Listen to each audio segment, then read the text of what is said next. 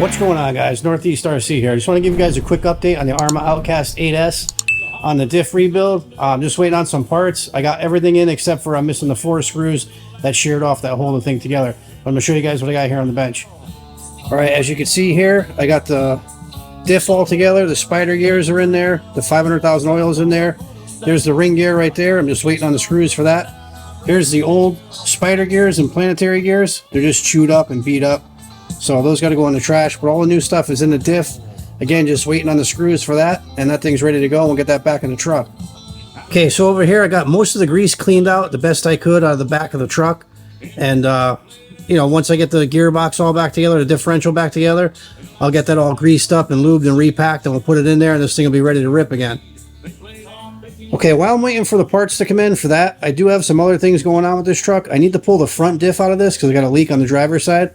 So I'm going to get that taken care of. I'm going to put 500,000 in that. So we'll have 5 in the front, 5 in the rear, and a 20 million in the center. Barring that, I'm waiting on, I have all new center braces coming for this. I ordered from Stupid RC. I'm waiting for those to come in. So all 4 of these are going to be gone. There's going to be a 1-piece here and a 1-piece here.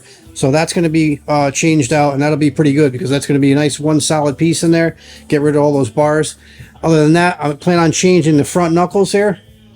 These front knuckles are problematic. They loosen up after every run. These plastic screws kind of back out, and I gotta constantly retune this and readjust this, and this just wreaking havoc on the steering setup. So I want to swap this over to Hot Racing, the aluminum version of this with the aluminum screws with the Delrin and the O-ring. They seem to hold up much better. So from what I've heard and the guys I know that run them, they work a lot better than these stock plastic ones. So I'm going to swap this whole knuckle system out and swap it over to Hot Racing. I do have the Hot Racing steering servo in here. It's just chewed up looking because I use a screwdriver to adjust it rather than pull it back out of the car to adjust it. So is what it is, but it works. And then underneath the Max 5, we have the Power Hobby 701 servo, which pretty happy with so far.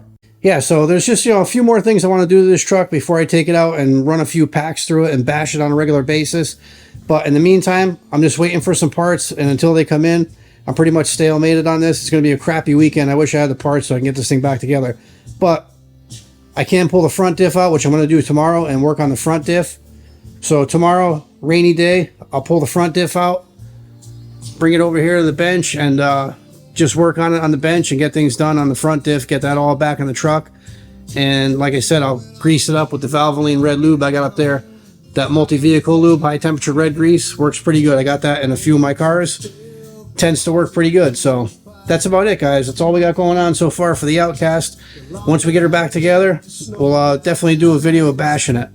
All right, guys, till the next one, keep building them and bashing them.